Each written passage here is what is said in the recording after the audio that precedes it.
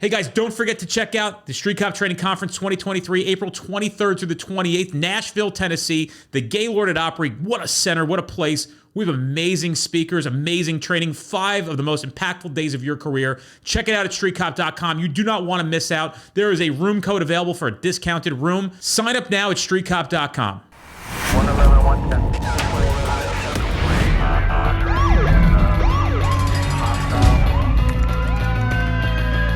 Training to be a street cop. Hey guys, welcome to this episode of the Street Cop Training Podcast. Your host, founder, and CEO of Street Cop Training. My name is Dennis Bonino, and today I have with me a very special guest. I've been looking forward to this one for a while, but the last time he got a little sick, but he's here now. A lot of you are familiar with him from his social media presence.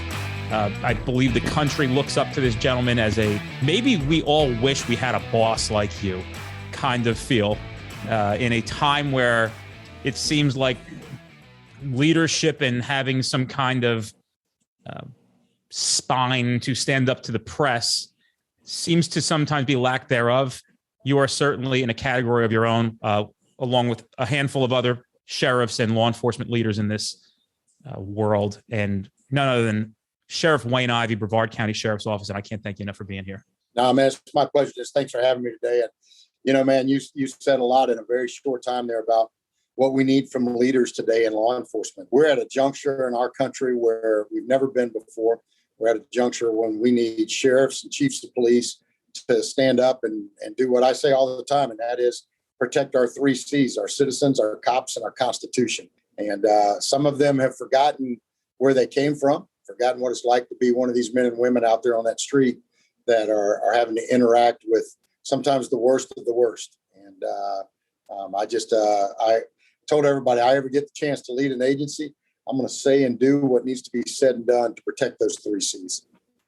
You know, and I think you strike a chord with a lot of people at this time in our country's history, where I think the world is a little fed up with the left's agenda and what they're trying to do to villainize law enforcement. Well, there's no doubt. You know, if you look at what's happened over the course of the past couple of years, you saw a group that tried to run defund the police up the flagpole. That absolutely got no wind. The couple of places that did buy into the insanity of that have now recognized the error of their ways, but it's too late. You can't put that bullet back in the gun. You've just destroyed the image of law enforcement in your community. You've told people you don't need it, and now all of a sudden you do need it.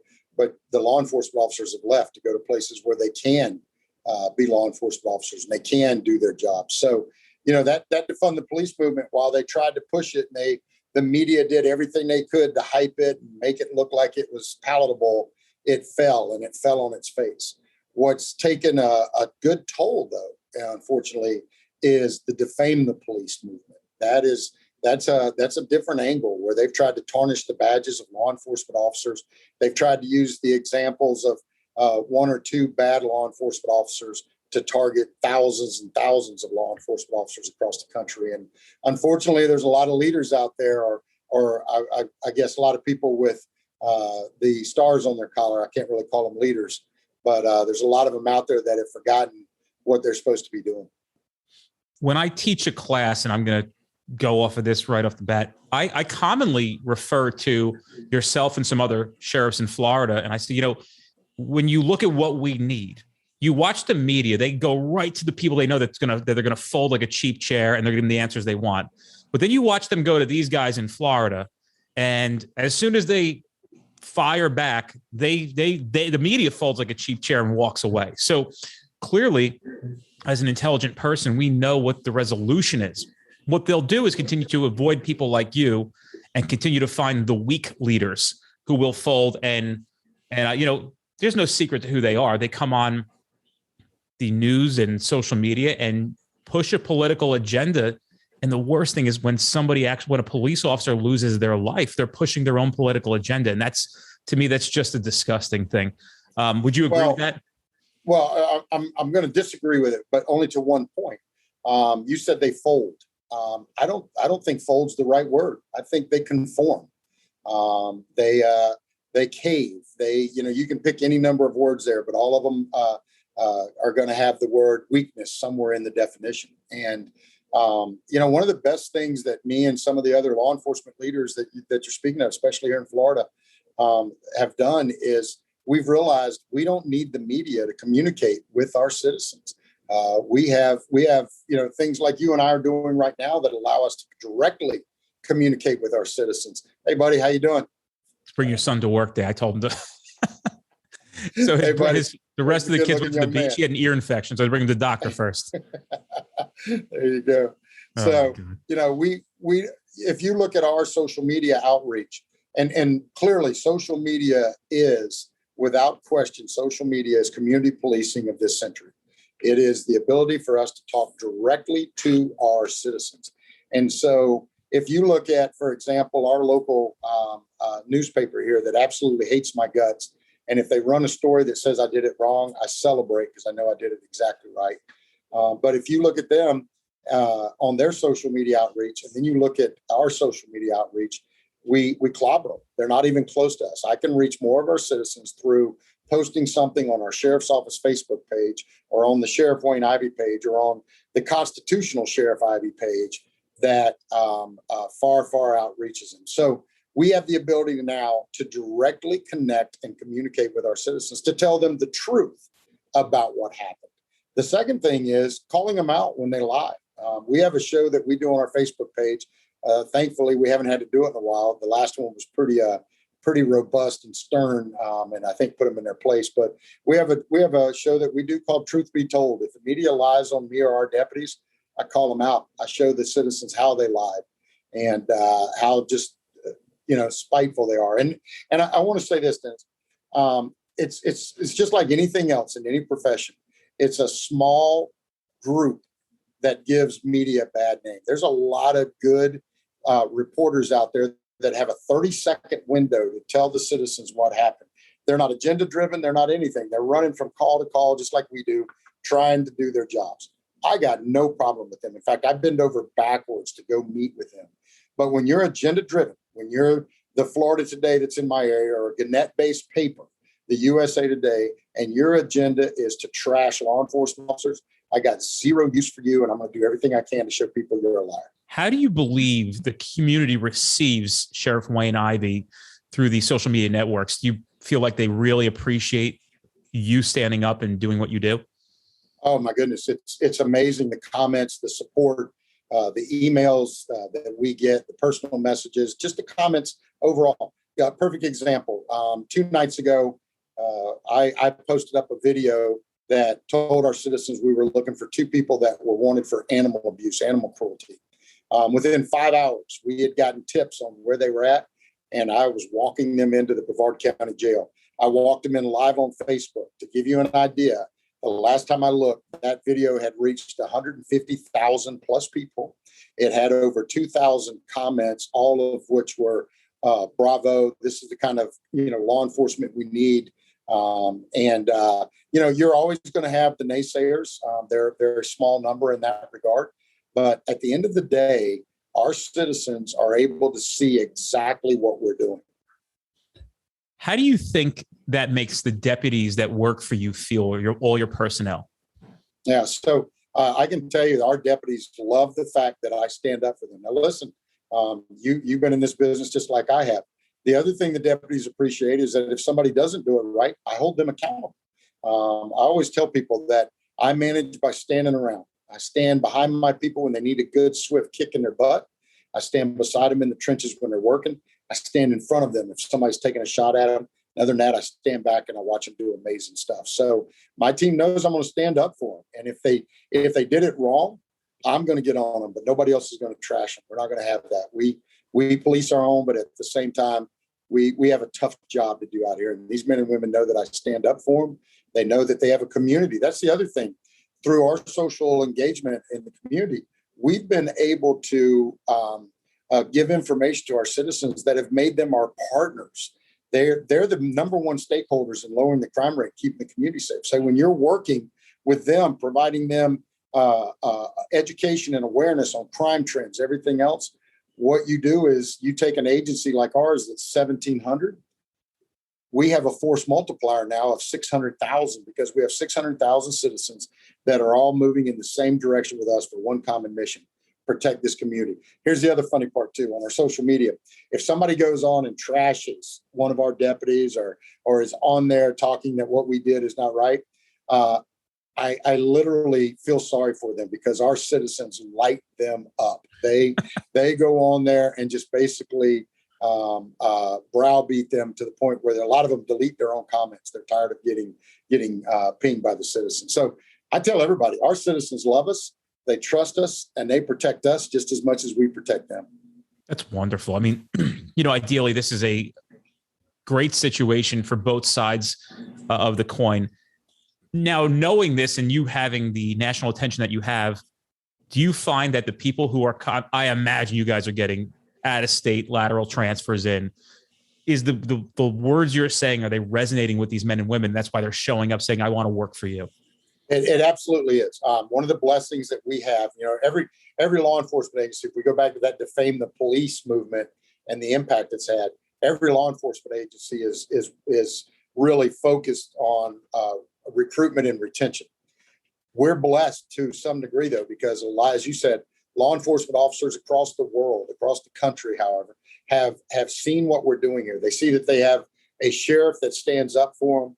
They see that they have a sheriff and a community that applauds them for being tough on crime and tougher on criminals. They have a sheriff that lets them do their jobs of putting bad people in jail. And they have a community that supports them. So we are literally, one of the things we ask on our board is, why'd you pick us? There's 67 other sheriff's officers, 66 other sheriff's offices in the state of Florida, hundreds of police agencies. Why us? And the number one question, or the number one answer we get is, I see what you do on social media. I see how you go after criminals, and I want to be able to do my job. It's a good lead into my next question. What's your position on proactivity? I can sum that up in one sentence. We target criminals before they target us. I love it. I make no apologies. We are the most aggressive law enforcement agency in the country. I tell our team when I swear them in that I want them to do 4 things. And it's the only 4 things I want them to do. I want them to come to work every day and have fun. If you're having fun, you will be successful. I've created and we strive to create an environment where our team can have fun coming to work. Number 2, I want you to put bad people in jail. Number 3, and the reason for number 2 is because that's what we get paid to do. Number 3, I want you to do it more professionally than anyone else. And number 4, I want you to go home safe at the end of every shift. If you do those 4 things as the agency head, I'll do everything else. I'll get you as many raises as I can. I will get you the equipment you need. I will make sure that you have the support you need. And I will brag to our community about what you're doing out there. And Dennis, somewhere in this conversation, you might say, well, does it work? Does having that kind of partnership with the community work? In the past 9 years that I've been sheriff, we've lowered our crime rate in Brevard County by 51%. My hat's off to you. That's works. Great.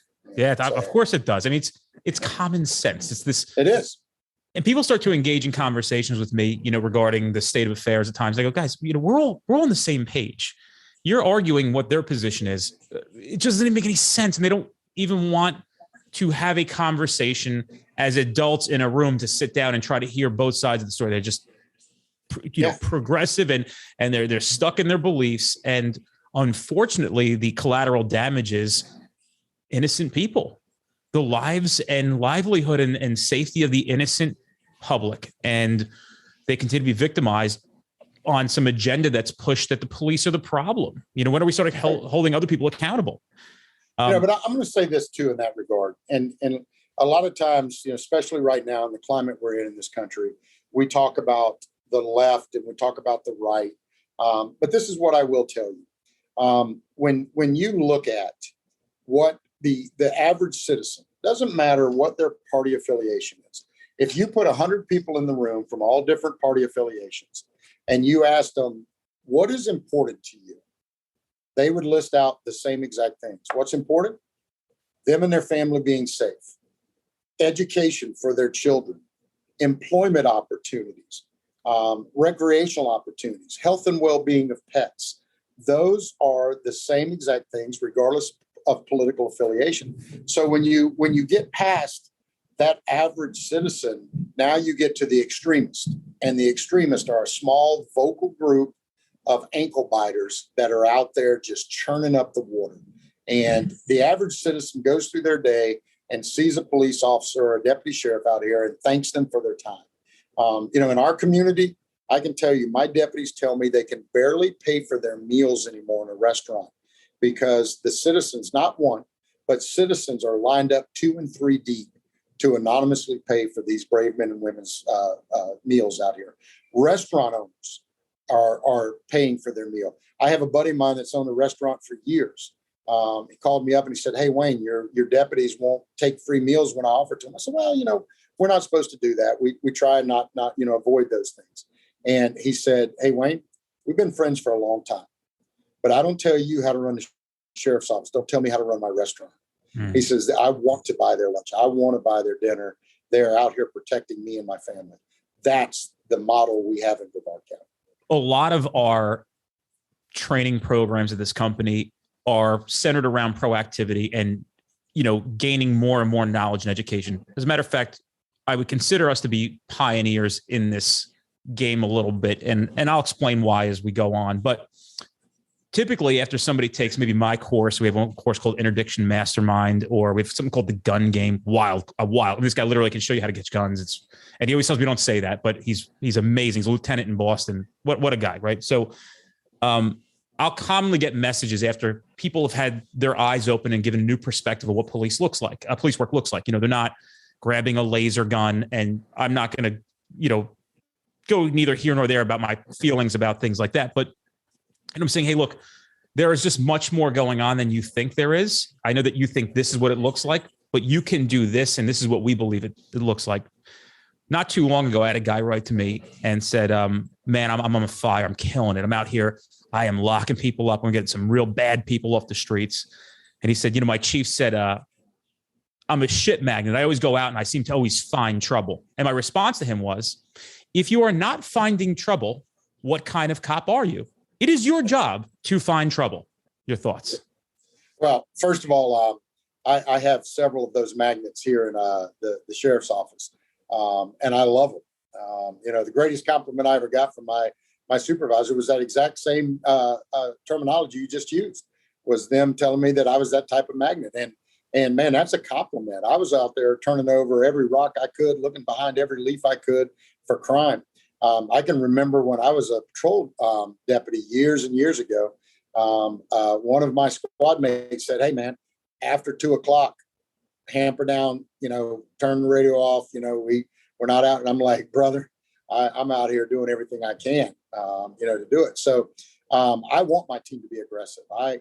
We started a new show, and I don't know if you've had a chance to watch it yet, but so many of our citizens are thirsty for seeing what our law enforcement officers are doing out here. Shows like Cops and Live PD really, helped accentuate what we do, and people love that. They want to be part of it. They also want to know that their law enforcement officers are working to keep them safe, so that they can sleep in their beds at night and not worry about their children walking to and from school. So we started a program here called HIT. It's called Hit the Streets with Sheriff Wayne Ivey. We do it on our Facebook page, on our YouTube channel.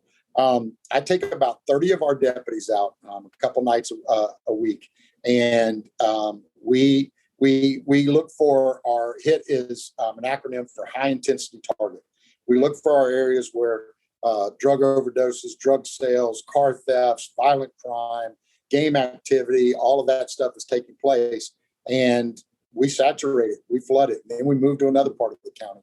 On most nights, we end up arresting anywhere from 9 to 15 people with that team. It's the equivalent of having 30 German Shepherds on a leash, and the leash breaks as soon as you leave the building.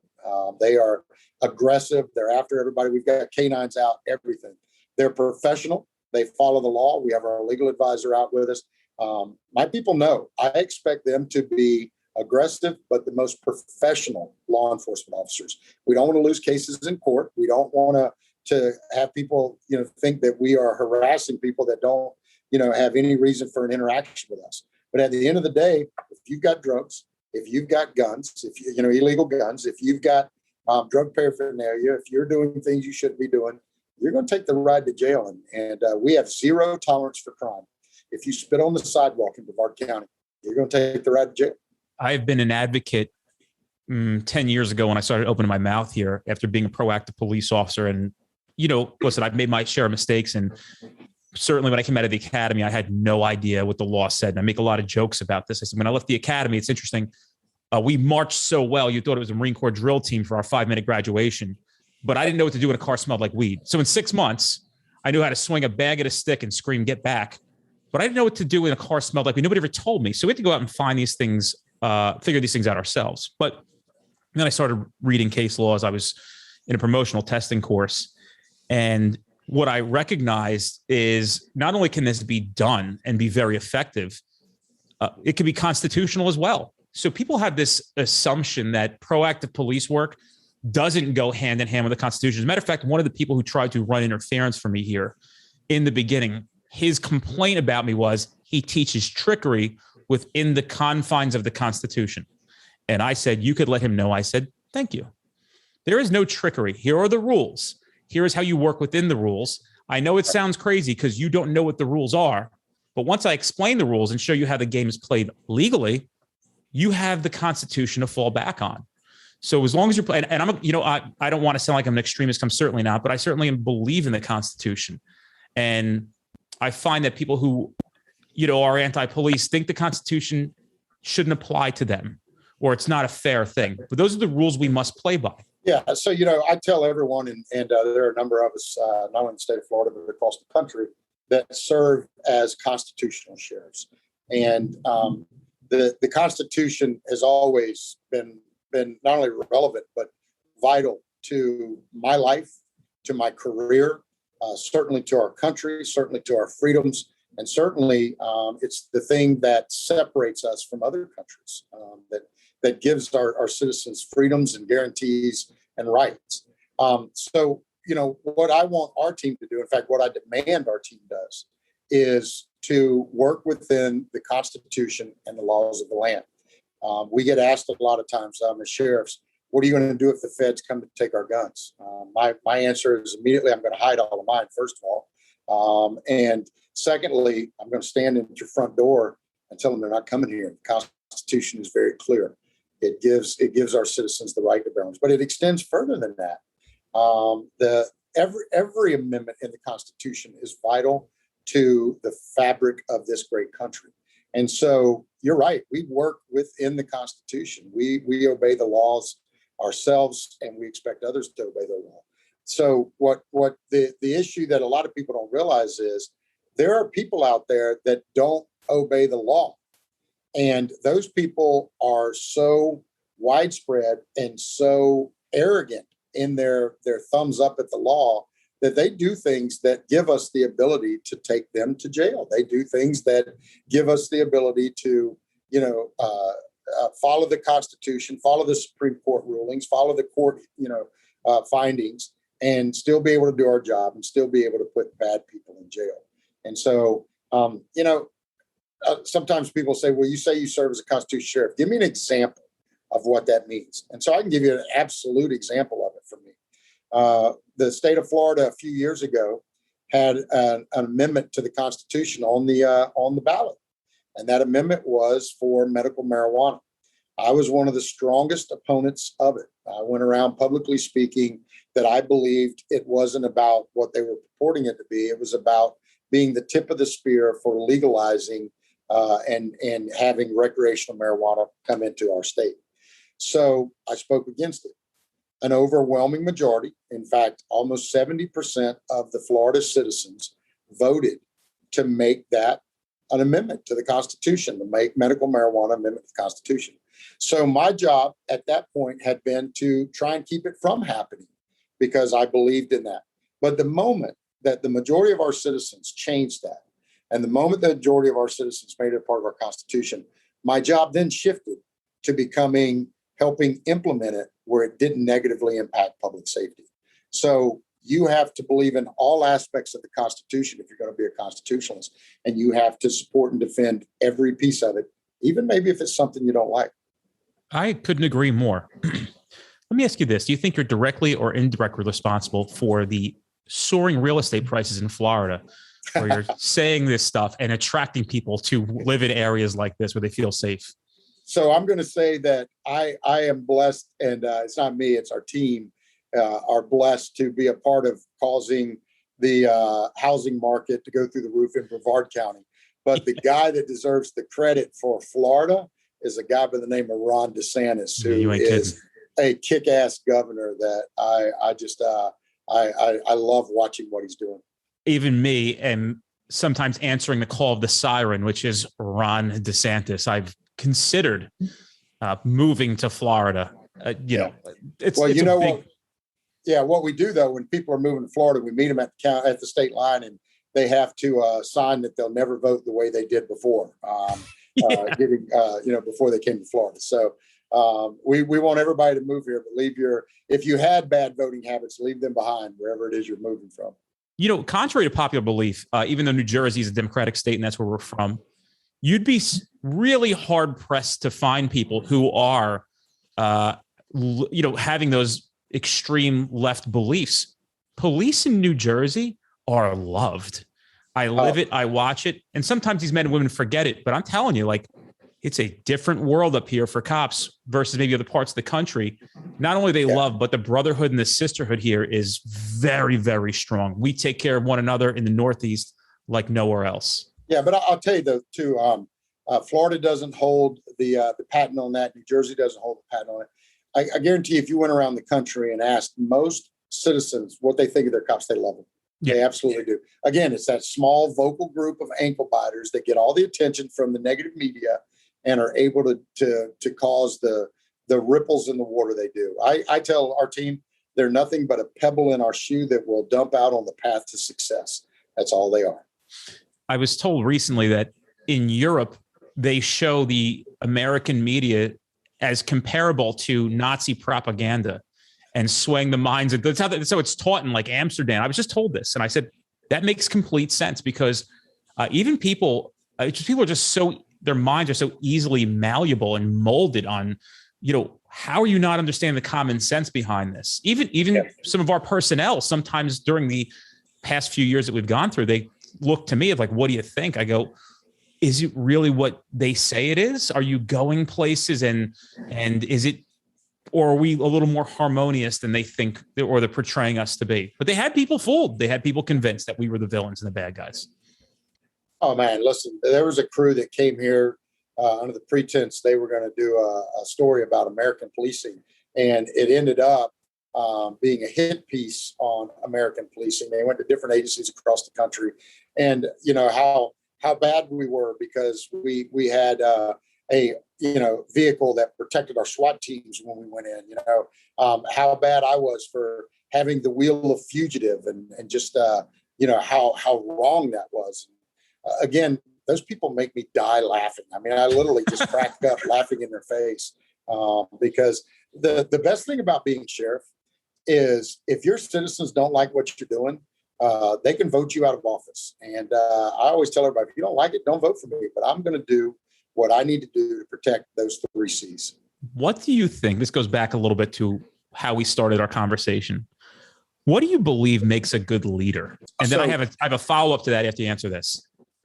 There's so many different paths that we could go down with what makes you a good leader. But I always tell everybody that my greatest leadership quality is picking great people and getting out of their way.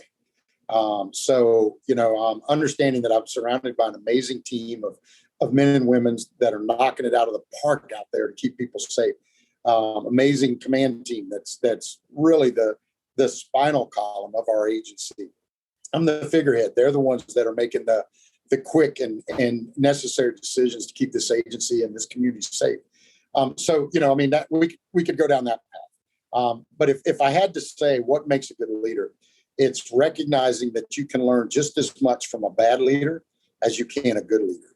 And oftentimes you learn more from a bad leader. Some of the greatest leadership thoughts that I got were from watching bad leaders lead people the wrong way, lead them to the wrong place. And so not all leaders are great leaders.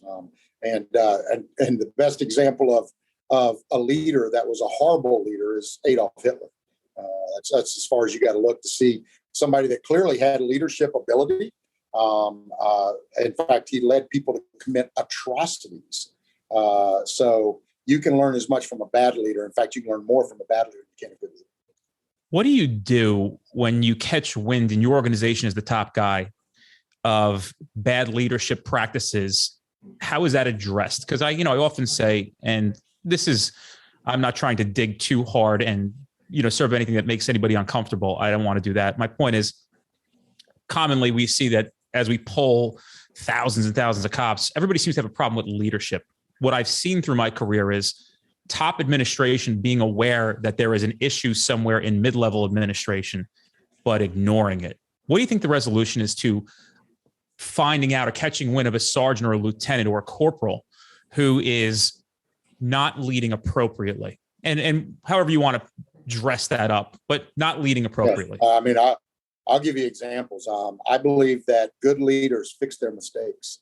And so, unfortunately, in the 9 years that I've been sheriff, I've had a couple members of my command team, not a first line supervisor, not a mid-level supervisor, but literally members of people that were in my command team that I demoted.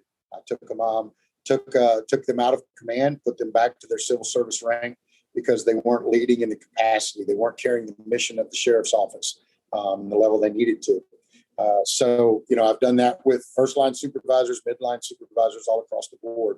You owe it to, we have an agency of 1,700 people. You owe it to the other 1,699 to make sure that you're holding people accountable for their actions, regardless of what they wear on their lapel.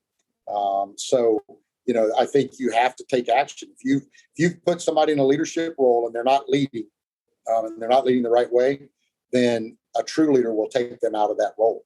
Now, one of the things that I think we have to be cautious of is, are they not leading because we've never given them some assistance in becoming good leaders, or are they not leading just because they are not wanting to lead? We do a leadership class for our sergeants and above. I teach that class. Why do I teach it? Because I want our leaders to know, A, where I stand on things, B, what motivates me to make the decisions I make, and C, what freedoms they have to make decisions. I tell our team all the time, make a damn decision. I didn't put stripes on you or lieutenant bars or a star on you so that you could hesitate to make a decision. Make them.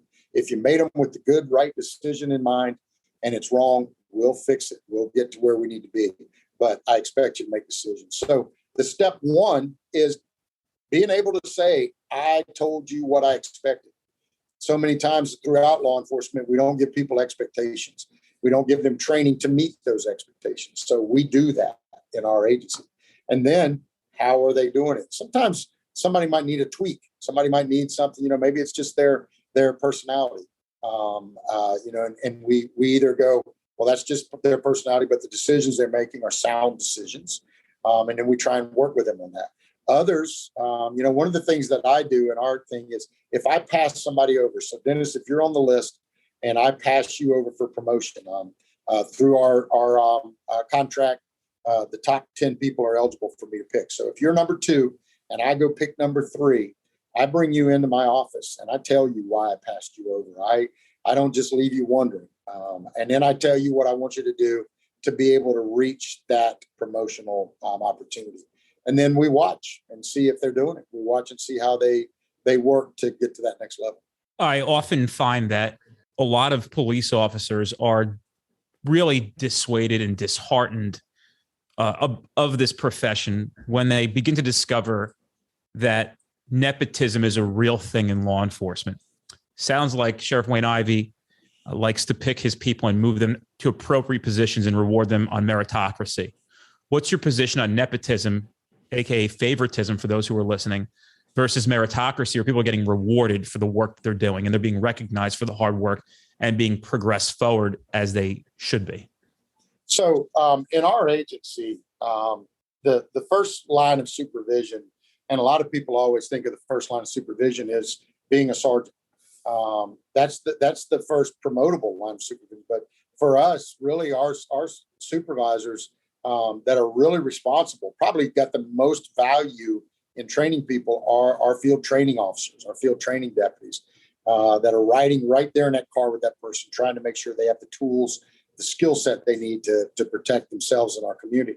So the field training deputies and corporals are those that are selected by the commander, those that are selected by the command team. There's no promotional opportunity or no promotional, test or board or anything like that they go through. Sergeant is the first testable promotion in our agency. And so, for our sergeants, what I'm looking at is who prepared themselves, who's worked in different capacities in the agency that brings a toolbox with them rather than a tool to be able to lead their team. Who's involved. A big thing for me is being involved in the community. I want our team to understand that it takes community to protect the community. And that goes a lot farther than just keeping your car from being burglarized. That goes into helping, with different charities that are around. I want to see people that are stakeholders in our community. So, I look at all those things, and then I take great counsel from our command team on who's ready, what we're seeing from them, what examples do they have, and then I make my selection to get them there. In any law enforcement agency you go to, there are going to be those that are married, which really fits into that nepotism thing, or that's the cousin or whatever. None of that buys anything here. What buys you here is getting the job done of protecting our community, putting bad people in jail, doing it right, doing it professionally. And so, the meritorious side of this is I want people that are going to represent our agency well. I want people that are going to train the people they're responsible for to one day take their job as they move to the next level or they move to retirement. So that's what gets you promoted in our agency.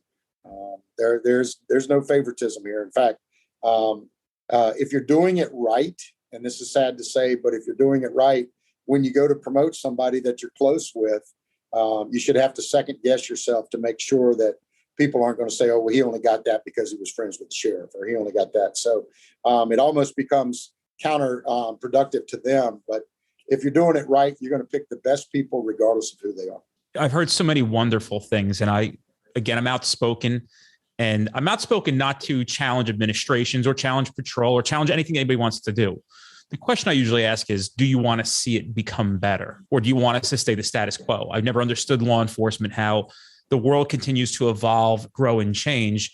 And some law enforcement personnel think it's 1987 still. Right. Something that I've offered to people is I find it interesting that as a patrol officer, you typically get your quarterly or semi-annually or annual review.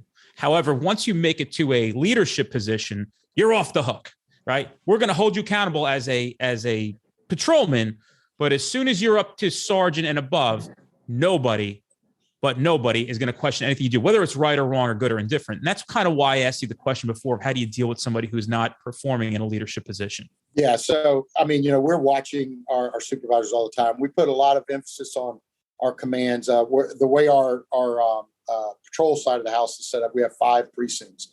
Each one of those has a commander and then lieutenants and sergeants beneath them. But we rely on them to tell us who's making it. A great tool for law enforcement is the probation period of a new supervisor. When you meet that next level, whether you just made sergeant or you just made lieutenant, there's a year window there that I get to evaluate your performance, and I get to decide if you're going to make that job, make that jump and be that leader I need. If people aren't using that, and if they're not using their FTO programs in bringing in deputies, then they don't have a real FTO program, and they don't have a probationary period. They have a rubber stamp. Unfortunately, there are a couple in our agency that I've had to go to, and it hurts, man. It hurts deep in me that I've had to go to and say, hey, man, you're not going to make your probation. Let's live to fight another day. Let's take a step back. Let's get you some training that will get you ready the next time you're on this list.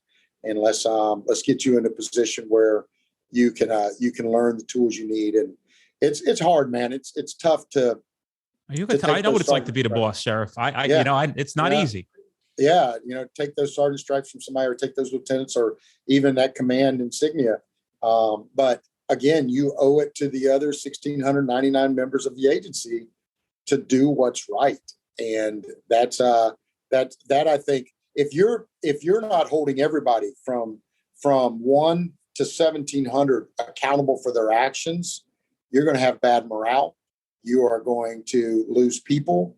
You are, more importantly than anything else, putting people's lives at risk, both law enforcement and citizens. Do you think the lower, and I don't want to say lower, but in the hierarchy of promotions and positions and the paramilitary organizational chart of a law enforcement agency, do you think patrol and somewhere along those lines has a good opportunity or feels comfortable to voice feedback on what's working, what's not, which supervisor's not working, what other things are working in this community to try to help improve things? Here when I come to work, and again, I don't have 1,700 employees. I have 40 instructors and 6 in the Philippines that do our video editing work. But I often come in and I usually start things with, you guys, it's an open door. Like if there's something I'm not doing right, and we literally just take things that are issues and sit down and address them immediately.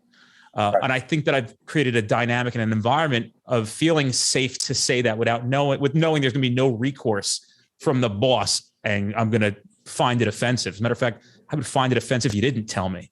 What's your thoughts on something like that? Well, yeah. So this is what I tell our team. The chain of command goes up. There's no chain of command downwards. So you very rarely find me at my office. You find me out on the street. You find me out with our patrol team. Nothing for me to climb in the car with a patrol deputy and go ride. I do a show. Do they shit their pants when you go in the car with them? It's really funny because I think they look forward to it. I hope they look forward to it because they know I like to have fun. And I like to chase bad people. And I want to be careful to frame when I say chase bad people. 60 years old, somebody's got to stay with the car. But other than that. But I love it. And so, my team knows that, man, I'm out here slinging jokes. I'm having fun. I'm talking trash. We're picking on each other. When it's time to be respectful, they are. But other than that, man, we're having a good time and we love each other. And I love what they do. And I'm just, to be honest, I'm envious of what they do. I get to wear 8 stars on my collar. Big deal. They get to represent this agency each and every day to the citizens out there. So, I sit in the car with them. I go to the precincts, sit in the break room with them. And I tell them, if I ask you how things are going, don't bullshit me. Don't tell me things are going great if they're not. I want to know. And the other thing that I tell them is tell me your ideas, because the next great idea for the Brevard County Sheriff's Office is not coming out of this fat head of mine. It's going to come out of one of those deputies or corrections deputies or communications officers, or the person that does our HR or IT. It's going to come out of their head. The problem is so many times that great idea gets squatted on by a sergeant or a lieutenant or a precinct commander that they don't like the idea. So I never get to decide if it's a great idea or not. And I'll give you a perfect example of that. We have a program here called Paws and Stripes College. We take rescue dogs. We have animal control. We take rescue dogs out of our shelter and we train them to be child comfort dogs. So when a child's been the victim of a crime, that dog can help relax them. Before we started using these comfort dogs, in fact, we were the first agency in the country to ever pilot this initiative. Before we started using child comfort dogs, we were only getting 34% of the child victims to disclose to us what happened. Within a year's time of using this dog that we piloted with, we went from 34% disclosure of victimization to 81% disclosure of victimization. Now we take those dogs and we take them out of our shelter. Some of them have been near death. We train them to be child comfort dogs and we give them to police agencies across the country. Awesome. We don't charge them for them. We don't charge them for training. All you do is get your people here for a week of training and we provide the dog and the training for you. So where did that idea come from? And I'd love to tell you that Wayne Ivey is smart enough to come up with that. But it actually came from a guy by the name of Jesse Holton, who was an agent who walked in my office and told me he wanted to try it. He had talked to some others before about it and nobody ever bid on it. They just kind of dismissed it. Guess what? We took that program in 2013. We started it and it is life-changing. It is literally, the win-wins of that program that this young man came up with are We take dogs that were sometimes near death, we save their life, and we put them into roles where they will impact thousands and thousands of children in schools and everything else in their lifetime. We use inmates to train the dogs. So we're teaching the inmates a life skill. They go out and they get jobs at grooming salons and everything else. We impact victims, thousands and thousands of victims, and it doesn't cost the taxpayers a single dime. That's all out of one individual's head that had been shut down before he ever got to my door. So you got to listen to your people. You got to believe in them. You got to realize they're what makes the agency. You're just a person that's bragging on them. I have two more questions. The first one's a cool one that I think a lot of people sometimes imagine the role that you play and them being in that role. What's it like to be the boss? Ooh, so, it's funny, up until I became sheriff, I'd always worked for somebody else. And even when I was with FDLE, I was a supervisor, a resident agent in charge of the Florida Department of Law Enforcement. But you still had a boss, and you still had somebody that could shoot your decision down, and you still had somebody that could take your decision forward. The first thing I realized when I became sheriff is whatever we're doing is going to rest on my shoulders. So if it's a great idea, good. If it's a bad idea, I'm getting blamed for it. And so, that's the first thing you realize. But I get asked a lot that if Governor DeSantis runs for president, would I run for governor? I get asked a lot to run for Congress when our current congressman doesn't run anymore. And I give them the same answer every day. And that is this: I've been a cop my whole life, man. That is all I've ever wanted to do. And been doing it 42 years now. Wow. And being sheriff is incredible. It is an incredible accomplishment that I never thought I would get to make. But it's not the being the deputy. It's not being the corrections deputy.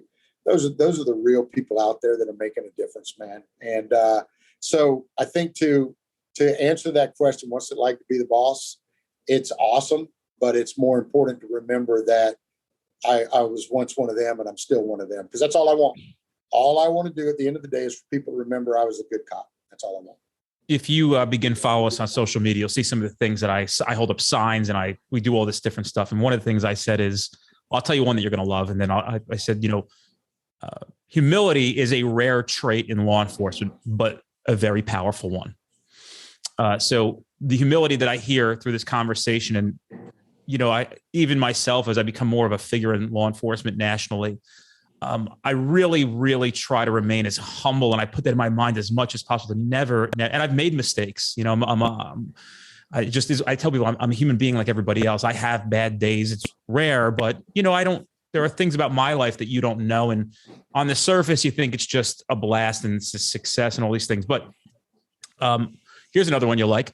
And we actually had somebody in this state who tried to challenge me on LinkedIn about this and then ran for the hills. But I held up a sign that said, "Bad admins are a criminal's best friend." Sure. And the quote underneath it was, "And the latter. So good admins are a criminal's worst nightmare." Rubbed people the wrong way, interestingly enough, which was kind of the point. I'm looking to get under people's skins to promote progression and change and speak about the truth. Here's my final thing for you.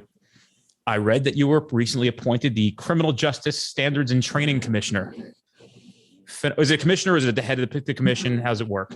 You're called a commissioner, but there are like 20 or 25 of you on the commission. So all of you are commissioners. And then there's a chair of but I'm just one of the commissioners. Recently was appointed by Governor DeSantis, and I've actually been to one of the criminal justice standards and training things. They do 4 years. So I've been to one so far. That's cool. We have this vision as a company, and myself as the founding person of this organization, that we recognize that if we could just have better training, we can save more lives. And we're actually proving it.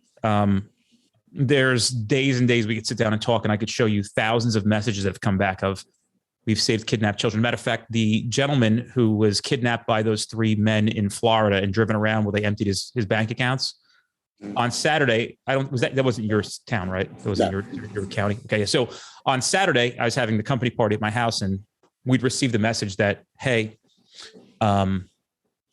this is my job, and I wouldn't have gotten this and seen this had it not been for us taking your training. This class helped me save this man's life. Excellent. So we're trying to, and it's just a relief to see somebody like you getting into this position to understand that police training needs a complete overhaul. I know that the intention is correct, but the result is not a good thing. And we know that because everybody's told the same thing before they go to academy. I'm sure you heard this 42 years ago. Hey, kid, go to the academy. They're going to teach you nothing. You're going to learn a goddamn thing. And when you get out here, that's when you'll figure out how to do the job. You hit the streets. And then sometimes you get stuck with a field training officer who shows you how to do what? Get a half-price egg sandwich, how to milk a job for 3.5 hours, how to do prisoner transports, and avoid the radio as much as possible. So we're doing our best here to say to those who need the training, hey, this is what we think. This is what we have. We're not just complaining about it like everybody else. We are trying to find solutions to the issues. I can't even begin to quantify the amount of lives that I've had 14 guys face to face say to me, I was going to kill myself, but I didn't because of you, because of something you said. I wake up every morning and know that I have a big job to do, and I think I have a fair shot at actually trying to change things. Now I become a target of other organizations that do not like what the police are doing and what I'm about. What, as the commissioner now, are you guys looking at to try to improve police training in the state of Florida? Maybe even setting a role model or an example for the country. So the first thing I would say is the curriculums for our academies, everything else, are oversight by not only the commission, but also the Florida Department of Law Enforcement. And I worked for FDLE for 20 years. And when you look at some of the things that are happening around the rest of the country, where the incidents that come to the national scene are happening, Florida's, generally speaking, not one of those places, because we put so much emphasis on the level of training, the type of training, the consistency. And that's a big word, consistency of training, so that everybody's getting the same training. The second thing, and I think one of the things that people need to be the most aware of, is how we bring somebody onto the job. If you recruit mediocre or you accept mediocre, the very best day of their life will be mediocrity. What we look for is the best of the best. You to come to work for the Brevard County Sheriff's Office, we are going to vet you like you've never been vetted before. We're going to interview your elementary school teachers, your neighbors, everything else. I want to recruit the best of the best. If I recruit the best of the best and they have an off day, I still get above average from them. So, how you bring people into the fold is how you keep from having mistakes at the end of the fold. And so, Florida does a good job at regulating standards for people to come in, regulating the training of what they're getting and the consistency of it. But here's the other mistake that a lot of leaders make. And I think these leaders need to really mirror check themselves. And this is my mantra. I told my command team this the very first day I became the sheriff of this agency. And it's simply this: I will never miss the opportunity to get rid of a subpar employee. I won't. If you are subpar and you've risen to the level that I can fire you, I will fire you. And you and I both know how much it takes to rise to the level where you can terminate somebody today. By the same measure, I'll never miss the opportunity to save a valued employee to somebody that just made a true, genuine mistake and that has been a great asset for our agency. And so the first one, never missing the opportunity to get rid of a subpar, I owe it to the other 1,699 members of the agency. The second one, I owe it to the 1,700 members of the agency to try and save one of them if they've made a true, legitimate mistake. But if you do those things, you maintain and protect this badge. You protect the shine of this badge by holding people accountable, just like we're took an oath to do out here on the street. Well, this has been great. I'm hoping that you had a good time here. I did, man. A lot of insight and thought, and I love your energy. I love your enthusiasm, man. Listen, likewise. Can I call you a friend of mine? Can I tell people we're friends? Absolutely. All right, this is great. So if you see me, don't if I'm like, hey, sheriff, and you're like, wait, I won't find it offensive, but once it clicks and I whisper in your ear who I am, just say, oh, yeah, I know. Yeah, I remember now. We're doing great things throughout the country. We are in Florida. And if you ever need anything from us as an organization, because any good leader knows that they might have to look beyond the walls of their organization. And namely, I'm talking about the Commission of the Police Training and Standards. we'd love to help. And that's not me saying to you, I need your money. That's me saying, I care enough to say, here's what we've come up with. Maybe you guys can use it. And something as simple as beginning to implement more thought into how we approach police vehicles and making vehicles that we've stopped and doing passenger side approaches and not thumbprinting trunks and giving our positions away. These are the things that we're sharing with the world. And I think that's why we've, really spoken to the hearts and souls. Sometimes at first people say, oh, these guys, this guy's, and then they go, wait a second. Actually, he was right there. I'm not here for my benefit. I guess some of the collateral I get off of the work that I do, it's fun and it also sucks. And that at times sometimes it's fun to be the guy that people want to take pictures with. And sometimes it sucks that you're the target of people coming after you. It ebbs and flows. It does. And I always tell everybody, if you're not doing your job, if everybody likes you, you're not doing it. And so there are those that love what we do. There are those that don't. But at the end of the day, I believe in the man in the mirror test. I got to be able to look the man in the mirror and tell him that I'm proud of what I see. I may not like this. I'd like to have a little bit thinner version of this. But as far as what we do and how we do it with this agency, look, man, I'm telling you, brother, and this is not a dig on any other agency, but I am surrounded by the best team in the world. They make me look good. And we're surrounded by the best community in the world that give us the ability and actually demand that we keep them safe. If there's anything I can do for you, any thoughts, an issue you come across, we got some of the most talented people at this organization in the business. And if you like proactivity, we got the guys. All right, man. I'm going to take you. They'll blow your mind. So, thank you, Sheriff. Have a wonderful summer. And I will consider moving to your county after this conversation. We'll take It's a pleasure meeting you, Wayne. Thank you so much. Yeah, have a good one.